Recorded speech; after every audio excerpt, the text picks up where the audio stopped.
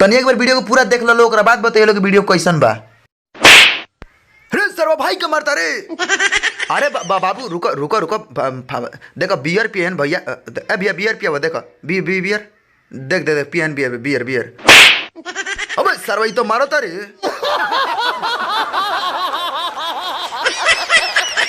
ई सरवा हमरा से खनी मांगता। ए कुतवा के सरवा के बाप पैसा देले बन खनी खरीदे कदी, फिर खनी मांगी त मुंह फोड़ दे। हाथ सार के रहा ना चाहिए तोर खनी तोर। रे चुप ना रह सारे रे। ए मामा बिमल देख रखे। हे बिमल ना खाइम हम। ए तोरा रसगुल्ला खोइन कहां मारी रे? ते हमरे रसगुल्ला खिबे रे, सार के मुंह फोड़ के रख दे, समझ है कि ना?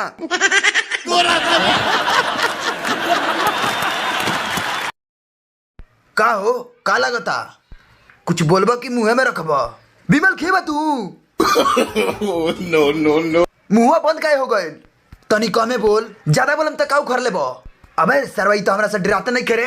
अरे डरात करे के हमरा से? माने उतारा से काहे डरा? ओकर बाप हो का तू? बा चाचा बा मौज कर देला चाचा बा।